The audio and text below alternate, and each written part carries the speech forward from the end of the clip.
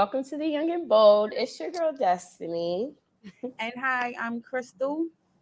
So today we have some great things in store for you all.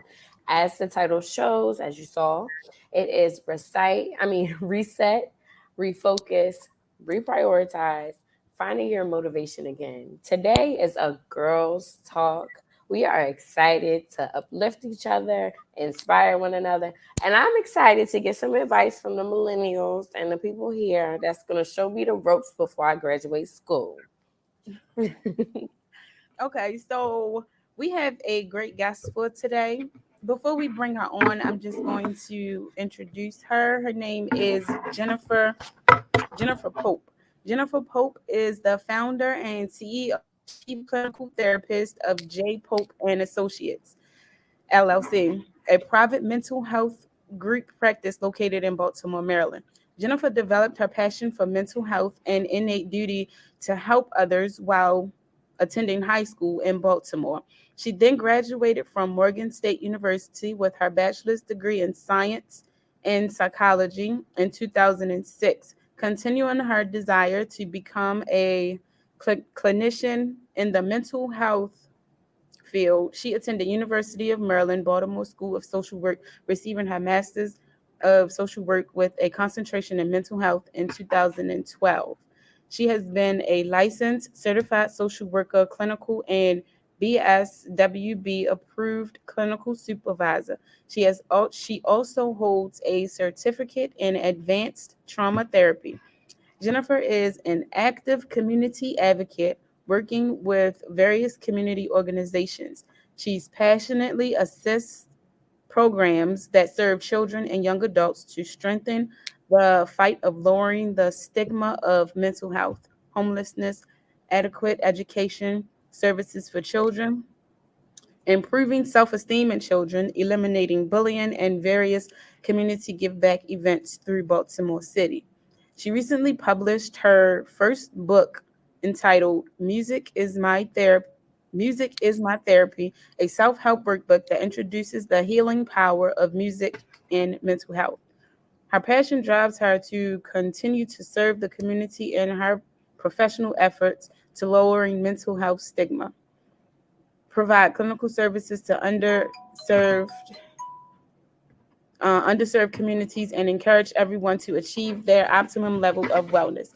So, the reason that we chose Jennifer to be a guest on our show today is because, like Destiny said, the topic is going to be pretty much based around finding your motivation again. And I know some people may be dealing with stressful situations, especially coming out of the pandemic, and then new students that's starting school, just starting college, or just graduating college and dealing with the adult life. So yeah, we're going to bring Jennifer on just, to hear her side of how to handle certain situations and get her perspective, get a professional's perspective on certain situations. So let's welcome Jennifer.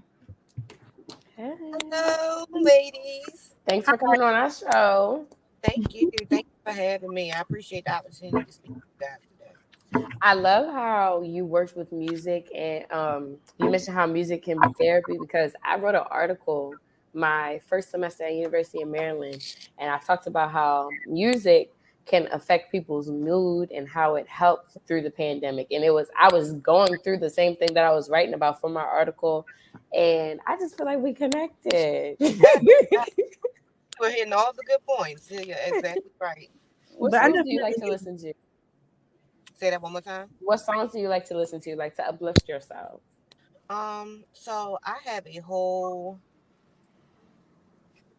different array of playlists on my phone. Like it's crazy. So I have like a morning motivation playlist. I have a get it done playlist. I have a You're Beautiful playlist. So, I Mm. have different playlists for different types of motivation. But I listen to all types of music, anywhere from jazz and instrumentals to some heavy metal. So, No, I thought she was about to say country, and I was gonna say you lost me, but yeah, I do. I have country music as well. oh shoot. Listen, don't sleep on country music. Country music and R&B mirrors each other. You would be Mm-hmm. surprised take the time to listen to those songs, the themes are all the same. Okay. I agree. Country music can, I mean, I'm not really like, I don't have no country music playlist or anything, but there are a few country songs that, you might bop your head to or Yeah, into or something. yeah. But go ahead. I'm sorry. I said I love country music. Uh, so let's get straight into it as far as dealing with stressing, during, like I said, during the pandemic. And some people still have some effects of the pandemic, even though we aren't shut in like we were 2 years ago, but some people are still dealing with it mentally, and some financially haven't caught up to, where they were or where they want to be. So can you speak to us on how should we handle stress? Like, what's the best way to deal with, let's say somebody was in an abusive relationship or something, and they are afraid to get out, and then they stressing on not wanting to let anybody know, like they don't want to go to family or tell family because they're embarrassed. So they stressing and dealing with it. So how would someone, what would be your response if someone came to you with that situation? Um, so that particular type of situation, I always talk to clients and people who come to me and ask me for advice in any situation where you feel like you have a major decision to make, or you're just unsure, and that particular decision is weighing on you. One of the easiest ways to kind of give you a clear path of what you should do is you see which outweighs the cost or the reward. What is it going to cost you to stay in this relationship? What is it going to cost Mm, you to remain in this household or in this environment? Because it's going to cost you something. Right. Um, and then you look on the other hand and see, okay, if I leave, what is the reward? What would I gain? What would be elevated or what would improve? And when you see which side is greater, you can kind of better make a decision moving forward from there. Um, but just handling stress in general, stress is natural and normal. You're not going to avoid stress, but it's about the way that you handle the stress.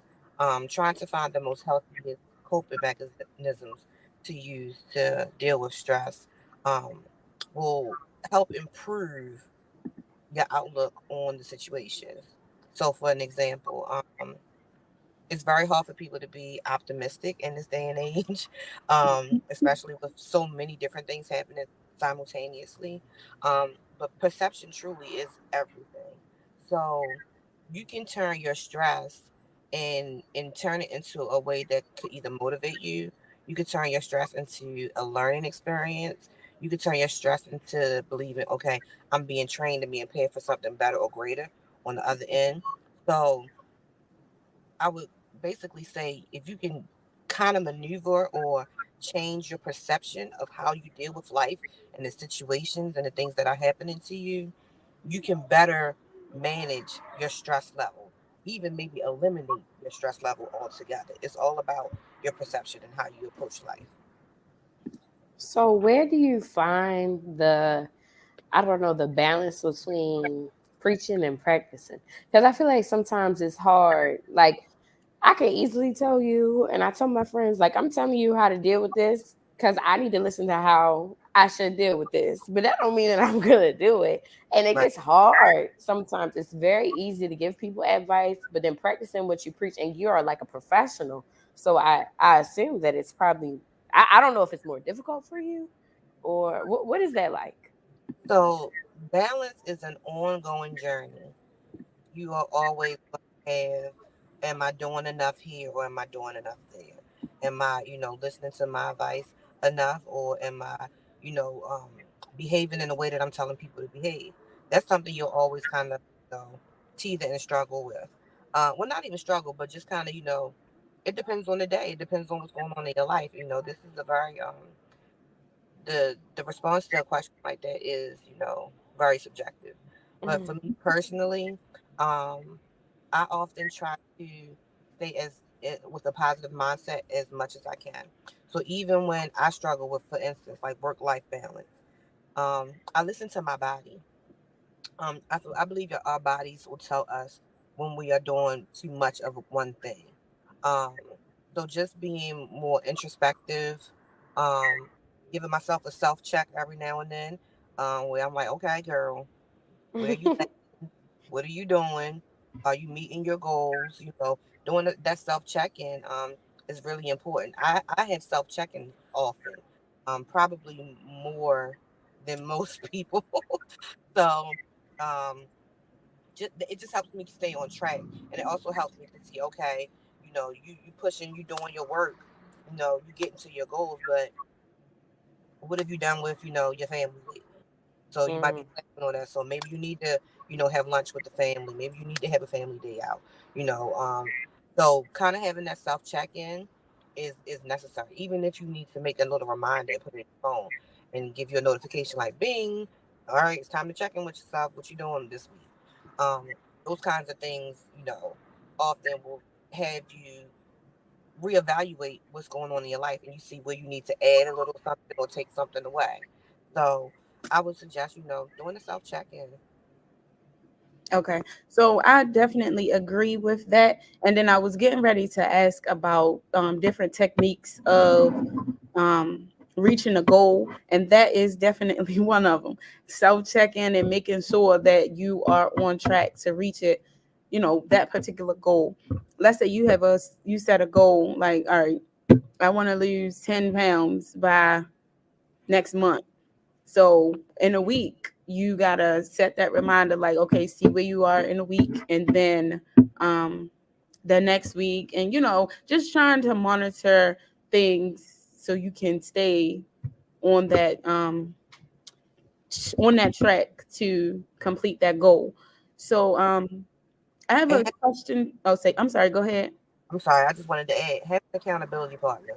Somebody Oh, to stay on top of your behind with the that goal. too. So if you want to lose 10 pounds, you should have a friend that's going to be like, hey, girl, where you at? And you're like, oh, I'm at Burger King. No, no, no. Get out the line. You said you're going to wait, so you need to go to Kava or something. Like, get Exactly. So, have an accountability partner that is going to help you stay accountable to the goal that you set for yourself is also a good suggestion to achieve goals. Yeah, definitely. I agree with that. Now I was getting ready to ask Destiny a question. So you are in your senior year or junior year in college? senior year, but I'll be super. Oh, okay. So going well, you are in your pretty much your last year of college, and you what are some techniques or what are some techniques that you've had that helped you get to the point of where you are, as far because I know the college life can be the partying, and then you got your group of friends that want to be out every weekend. And Mm. Jennifer, you can answer this as well. I know you've gone through college, you have your master's and your bachelor's, all that good stuff, so you can chime in as well. But I want to hear for Destiny, like, how do you what techniques did you use to get where you are? Because I know you had to have a goal in mind to even like get to this far in college. So Not y'all put me on the spot because I thought I was gonna be the one taking the advice this whole time. I mean, we all giving each other Advice. advice, and then anybody else that's Yeah, I can help watching can somebody. take, I can like, help yeah, somebody. that's what I'm gonna say. So somebody that's your age, their last year in college, might need to, hear what you gotta say, and Um, okay, so I mean, COVID definitely helped me get to where I am right now. I have to therapy. Therapy is my number one. Therapy is not for everybody, and I need to re-enroll before I hit like a pit. But when I tell y'all, therapy was my accountability partner because when I would like complain about my time management, I don't know how to do this, I don't know how to do that. I knew that when I had that session on Thursday of next week, he's gonna ask me about something that anybody else is not gonna have the courage to ask me about. Oh, did you do what I suggested? Did you do this? You had this plan. Did you actually follow it? So I could say therapy was one of my best things, and then two more things. A good circle, like your friends and your family. I have people around me that are better than me in different aspects. I'm not saying that I'm the worst human being in the world, but some of my friends are more business savvy. Some of them have better vocabulary, and some of them are all around more optimistic than me. I'm a realist, so that sometimes comes off as negative, but I have people around me that are different. And then the only other thing I would suggest is having faith in something. I'm not saying that you have to necessarily believe in God, but believing in a form of higher power or something will keep you motivated, and it's like a light at the end of the tunnel almost. And that's really what kept me and got me this far. Okay. I like that. All, Definitely. all of those are great. Oh, Yeah, thank you. I was gonna say definitely. Yeah, that's great. And so Jennifer, I'm gonna ask you pretty much the same thing, but what motivated you to continue to get your master's? Because some people stop at the bachelor's and be like, okay, I'm just gonna Yeah, start I'm my career, scared. That whatever. dissertation don't sound So, right to me. so Don't what motivated you to continue on to get your master's? I was very clear with my purpose in life, Okay. very young. And I knew that was a stepping stone. It had to happen. I had to obtain it to get to, you know, have license. I knew I had to get licensure to, open a practice. So, I did those steps. So I was very intentional with everything that I did, even down to the jobs that I had on my resume. Mm, Everything was very intentional. But also, you have to have a why. And I went to college. I graduated from Morgan. Um, very excited, to have my bachelor's. But then I became a mother, and I'm mm. like, yeah, so this ain't gonna be good enough. So that really pushed me to finish. And one of the things that kind of saw me through, because graduate school was really hard for me. Not hard necessarily academically, just with a whole lot of stuff happening in my life simultaneously. Um, I started graduate school nursing 6-month-old twins. So yeah, things were tough, really. But one of the things that I never allowed to happen, not finishing school was never an option for me. Dropping out was never an option for me. So even when, I didn't pass the test or I didn't get an A in a class or I knew I had a stacked semester with classes. It was never, I'm going to just take a break or I'm going to just not do graduate school right now and come back to it. My mentality was you're going to finish and you're going to finish on time. So I didn't give myself an option. It wasn't even considered. So being that you're a mother, and I just feel like you're an all around, helping healer.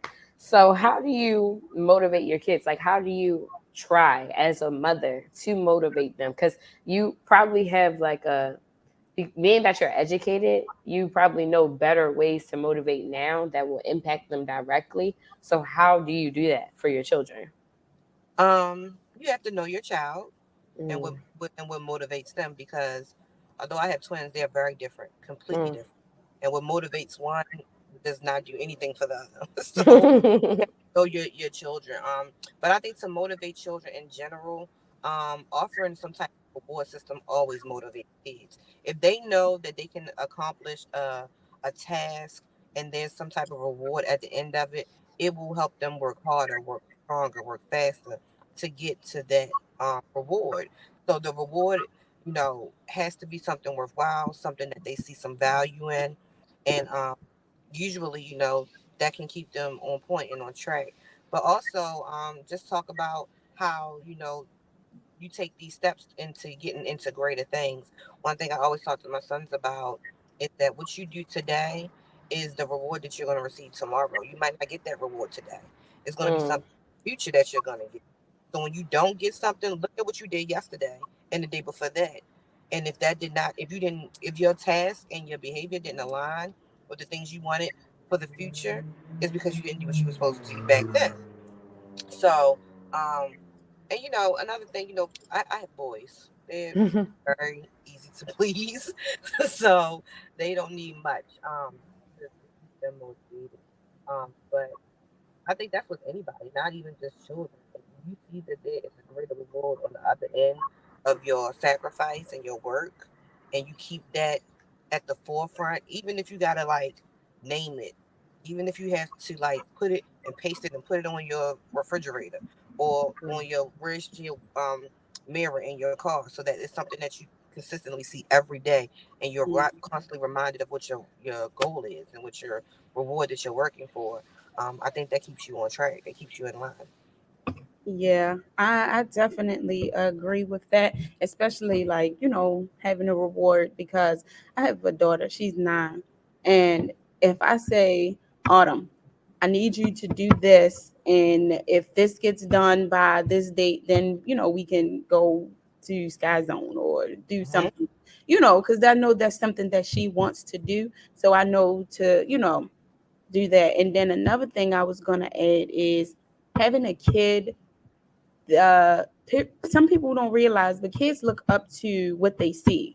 So if you're, as a parent, if you are out here, getting up every day, going to work, and doing stuff, and then don't be afraid if you are able to, bring your kids along to see exactly what you do and what keeps you going, then that child is going to be motivated to keep going, because they'd be like, oh, I see my mother, she works so hard, she does this and that. And then that's what they're going to learn to do once they get older. So I feel like, being a good example and showing a kid um the steps and the ropes of, hard work, and how hard work does pays off. And then, like you said, you may not receive the reward the same day, but at the end of the week you might get something that, is so yeah, I agree with that. Yeah, I think it's all about divine timing. Mm, It's easier said than done to believe, because in college a lot of times this is like, dang, I got all these assignments, and degree is great, but a lot of times people don't use their degree after college. So it's like you have to keep the reality in mind that there's multiple people that will be that statistic that won't use that degree and won't be in their desired field. But then it's like you have to find a way to motivate yourself to keep pushing, so that you not not that you convince yourself that you're not going to be that, but in a sense that is what you have to do. Like, I have to do that. I'm a mhm. communication major now. I aspire to be a talk show host. I'm walking in it a little bit, but and I have my own radio show, but I have to think on a broader spectrum. Like, is this degree going to get me where I need it to be? It's not just the degree; it's the things I do outside of it, and how much I can motivate myself. So yeah, good luck to everybody listening. It's hard out here. But also, You know, you should also kind of understand that mindset is the key to whether or not you achieve your goals. Is the definitely. mindset. So if you are giving yourself an out or the option of an out, you're probably going to take it. Hmm. Say, this is what I'm going to do. This is who I'm going to be. And you start to speak it like you're already there. Exactly. And You I you was going to say having, oh, sorry. okay. But I was going to say creating mantras and those positive affirmations. When you wake up in the morning, you can look in the mirror and say, hello, gorgeous. I'm Mary J. Blige song. But anyway, like you look yourself in the mirror and say, today is going to be a great day. Today I'm going to accomplish this. I'm going to get this done. I'm going to do this so this can happen. And that's something that motivates you and pushes you to complete a task or goal that you have set. And those positive affirmations will make you feel good about yourself. You can also do that with a kid, like with your child, and you feel as and you see like they might not be motivated to get up to go to school one day. So you can, feed those little things in their head, like make them believe that they are beautiful, they are smart, they, can achieve anything. All they got to do is put your mind to it. That would definitely motivate a kid and keep their mindset focused. I am really big on affirmation. Mm. Those statements that you make to affirm what you Hmm. in your life is major. And I also believe in writing them down. So, even for the college student, you're struggling with graduation. Take a pen and paper and journal about what graduation is going to be like. Say, I'm going to wake up and I'm going to get fly. Talk about how you're going to wake. Talk about how you're going to get your nails done. What shoes you going to put on and what you're going to have on under your cap and gown. Talk about the perfume you're going to wear. Like, map out your whole graduation day. Have it in your head and write it down on paper. And those times when you really feel like it's hard, when you feel like I ain't gonna pass this class, look at that paper. Let that motivate you. Really can motivate yourself. You can be a part of your own rescue, as they say, because we have so many answers and keys to life that are already within. Mhm. We don't utilize it. We don't tap into it. But the affirmations, you remember the show Being Mary Jane, how she had them all over the mirror, Oh and yeah. it's an amazing idea. I wish more people did that because everywhere you turn, if you had something pouring into you simultaneously when you wasn't even expecting it, that is going to have a major effect on how you see yourself, how you behave, the output that you have into the world. There's power in these words that you can put around yourself. So, you know, writing stuff down on paper, journaling, very important. I Yeah. definitely agree with that. Excuse me. You was getting ready to say something, Destiny? Yeah, I was gonna say I think the affirmations is a good look so that you don't lose sight. And like a lot of times what we pray for, we're walking in. Like when we start walking in it, we don't realize that that's what we pray for. Like Hmm. example, I was at another school and then I prayed to get in here. And now I'm here praying for different things. And then, like I got that job, I got that radio show. And it's so easy to lose sight and how far you've come. And I think that's where the like power of the affirmation can be. Like you really had the strength to move forward and you're not giving yourself enough grace or recognition. Like you Yep, you really that girl. You got this far. yep, Exactly. And then I feel like don't be afraid to toot your own horn or brag on yourself, and show people that you may not be where you want to be, but you're not where you were, dealing with certain situations. Um, I was gonna because say something. slow progress is still progress. Yes, You know, definitely. I think that we don't take enough um, gratitude in the forward movement, whether it be slow or fast. We, live in a society we want everything immediately. Like we want it right now, and there's so much to be treasured in the journey. Um, Yeah. that, Mm. we get so caught up in the end goal, but like even though I was in school for, I felt like forever. I mean, I was in school forever. Um, all of the things that I experienced and learned while I matriculated in school, priceless. Hmm. I never would have wanted to have fast tracked that. I really Exactly. got a lot of gems in that point in time and people that I met, relationships, facilitation, lessons I learned. Um, yeah, I wouldn't change that for anything. Like you feel like when you're in it, you just want it to be over. But when you Right. take some time and really think about where I am, how who would kill to be where I'm at right now? Exactly. Mhm. Who don't have access to higher education and they're not able to sit in the classroom? Who is not able to sit in a classroom with people from Michigan, California, Florida. So I'm able to access people who live differently than me. Like all of those things are small treasures that we Hmm. often, take for granted because everybody does not have that. Exactly. And then I was gonna say that I was always told to never minimize small beginnings, because that small beginning could lead to something big that you never expected.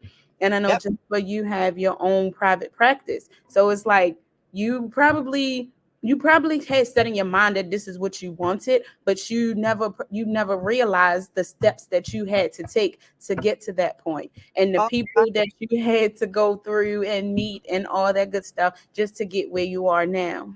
listen, that's a whole nother show by itself. Okay. I mean, I definitely had the goal. This is what I want. And they always say be careful what you pray for because you see the outcome. The glitters and the You don't gold. necessarily know the steps that's involved. Now, granted, Exactly. again, I wouldn't change it for nothing because what I gained, the knowledge I gained, um, in doing and setting things up and getting my practice off the ground, priceless for sure. Um, however, when I was in high school, and I was like, yeah, I want to own my own company and a private practice. I had no idea what I had to do to actually get it. So I mean, having the goal in mind is good, but knowing the steps is a key too. Right. So I have a question. Since we're talking about journey, moving forward, growth, all that. Uh, Recently I had an encounter, and we had fallouts. Truths come out. When you're mad, people don't have a filter. So recently, somebody came for my growth, and my vision of growth, it's not linear. It's not perfect. It's like you go back to your bad habits, and sometimes you move forward. It's like not necessarily 5 steps forward, 2 steps back, but it's not a idea of perfection as we would all want. So my question is, have you ever had a situation where someone came for your growth? Being that you're in a situation where you're basically like, helping people to better themselves, and how did you handle that? I strongly suggest keep someone in your circle who will call you on your.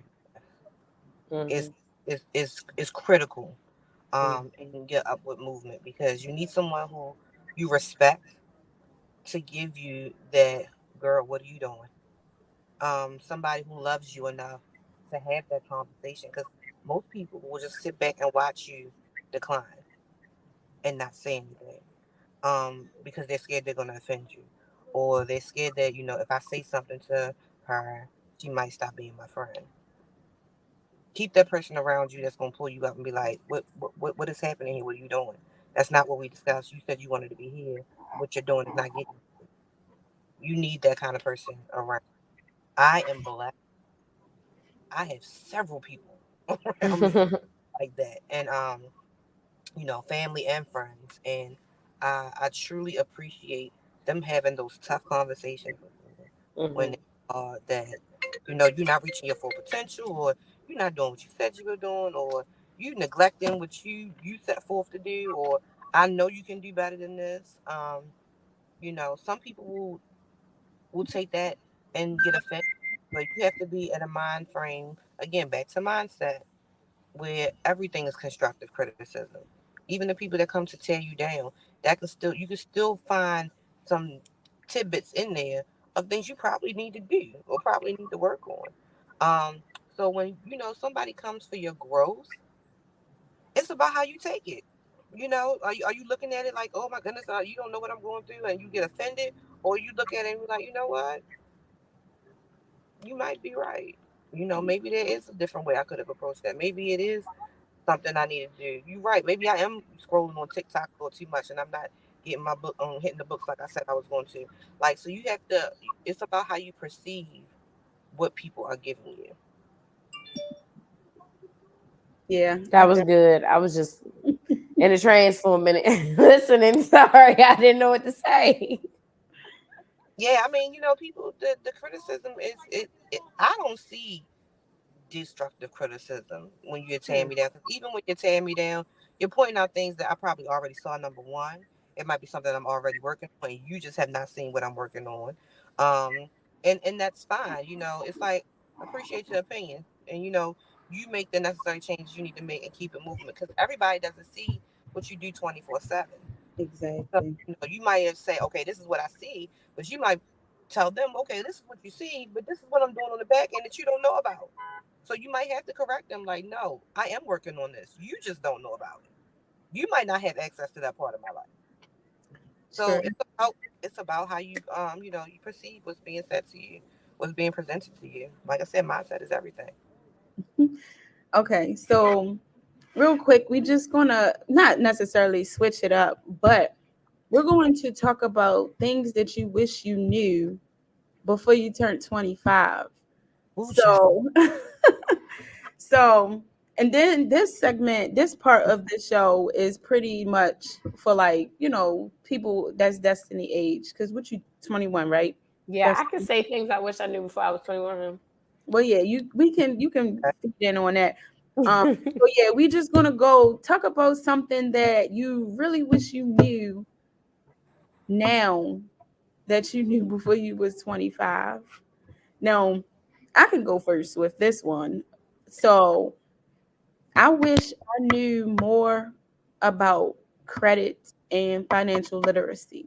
Mm, Mm-hmm. And reason being, of course, there are a lot of like financial literacy courses and stuff that or instructors that talk about it and things like that. But I wish they would have taught financial literacy in high school to give the kids a better understanding of finances, mm, budgeting, credit cards. Like some kids, 18, they get offered a credit card as soon as they get into college, and then they run that credit card up, and that right there messes up your credit score because they're not paying it on time or don't pay it at all. So that's my main thing. I wish I knew more about credit and financial literacy. I probably would be in a different position than what I am now financially. But what about you, Jennifer? Oh my goodness, so much. mhm, I wish I could go back and talk to my younger self. That would be so dope. Um, so it's a few different points. And I'll be brief with them. Um, One, don't take out a student loan. It's so much grant money out here, so many scholarships out here, and I was never. I mean, I knew about it, but it was never taught to me. Like, don't even accept this money. Like, don't even look at it. Because it looks so enticing mm, when oh, you're gonna give me how much, and then you're not thinking about the long game with the student loans. So that's one of the biggest things I wish somebody really sat down and explained. Like, don't take these loans out because there is money out here to cover your financially for your education. Right. Um, Another thing, I wish someone told me. Um, I wish someone told me that you should really start setting aside money for retirement because you're mm, young. You don't think about it. You're Mhm. so far removed from it. But when you're in your 30s and you're like, if I would have put 10 Exactly. away from every paycheck, like Mm-hmm. I could be in a whole nother tax bracket. Seriously, with just what I have in my retirement account. Um, so I think that when you're young, you live in for you have goals, you think about the future, but you're not really being strategic with how you are moving Right. in your future. I think that can be definitely talked about way more with young people. Um, Another thing I would tell my younger self is to never buy a brand new car. It's a big, huge waste of money. Um, and those things. And another thing would be talk to your elders more. mm, I saw such a greater value as I got older with just having conversation with my grandmother, talking with older aunts and uncles. When you're young, you're running. You want to be around your friends. You want to live your life. But if you take that time to let some elderly people pour into you and tell you what do you think, I should do. Now, granted, it's going to be a little different because they're from a different time. Right. They have so many jewels to give to the next generation. I think that we don't Mm-hmm. take enough stock in that. Like talking to your elders, and respecting their viewpoints and opinions is huge. Okay. And Destiny. So you just turned 21. Mhm. So, what do you wish you knew before you turned 21? I wish I practiced this before I was 21, letting go of things so you don't struggle with it later. I'm one of them people that I don't see a point in addressing issues right away, so I just try to let it go. But then it festers up, and then that's not healthy. It's not good at all. So learn, and I think that it's also because maybe it's easier for people that have like a lot of siblings. I have my brother, and we have such a big age gap. So when we had our little arguments, it was over, but it wasn't often. I didn't like bicker with anyone all the time growing up. So like friendships, when we deal with that type of stuff, it's too much for me. So if I was before I was 21, I learned how to have these encounter these things with people because everyone's different, and how to combat with them and healthily, deal with the issues earlier. That would have been great. So find your coping mechanisms now before you get to college and deal with an array of people and personalities that you have to deal with. And my Mm, second one is, it's okay to put yourself first. Being yeah, a giver, sometimes people take. And I don't believe in giving to receive, because that's not giving out of a good heart to me. You don't give just so that person could give you $20 back in 2 weeks. That's crazy. If you don't right. have the $20, don't give it out. But if you don't have it within you mentally to be there for that person, you have to put yourself first. You should not allow yourself or your friends to just be codependent on one another, when there will be an occasion where you just need yourself. And Mm. that's okay. And I wish I knew that a little earlier. Now, I have one more thing that I wanted to say that I thought about. And for me, I wish that I knew the importance of setting boundaries, setting boundaries for healthy relationships. Now, you might think like, oh, you should have been knew that, or whatever the case may be. But some stuff you gotta, I feel like you gotta experience some Mhm. things in order to learn from them. But I feel like before I was 25, I wish somebody would have sat me down and said, okay, set these boundaries with certain friends or any like relationship or even family. So because some people might have family that just, I don't know, but Overstep. yeah. Especially family. Like, people think that family is the exception for things, and that's not it. Absolutely not. Absolutely. That's Sometimes, the first people you need to set boundaries with. okay. Yeah, that was one of them too that I had thought about as you guys were talking. Excuse me. Yes, I'm glad y'all put up some good points, and I'm gonna rewatch this show. Mm. And maybe learn for some things for myself. But before we close, I want y'all to give 2 words to people, like 2 words that will, help them move forward. Like, my word is gonna be grace Great. and peace, and I want y'all to give 2 words to our viewers. Hmm. Um, my 2 words are mindset and intention. Mm. Mine is I gotta think of some good words. Um, well, setting boundaries and having integrity, Okay, principles and integrity. Integrity is a big one. Yeah. y'all Yeah. got some good things. Okay. As much as all of this talk, our show has to come to a close. And first I gotta thank God, because I really think that He's been giving me signs that I've been trying to ignore. And today He gave me the sign that I couldn't ignore just because of you, Miss Pope. Okay. Oh, okay. You are Well, the reason. I'm, Listen, I'm people. and I didn't even know. Exactly. He worked through you because I needed it, and it was divine timing. So thank you personally from me and from our viewers. Thank you for the wisdom that you've given us.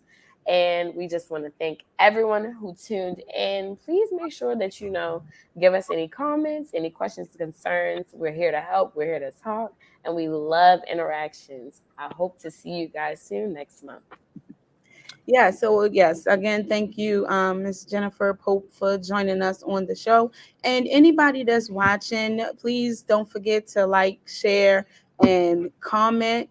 Follow us on Facebook and Instagram, Elevation Global Media Group, and you'll see the Young and Bold team. We have some things coming up and some things that we might, that we have going on. So keep an eye out on Elevation Global Media Group. And just like Destiny said, we'll be here the fourth Monday of each month.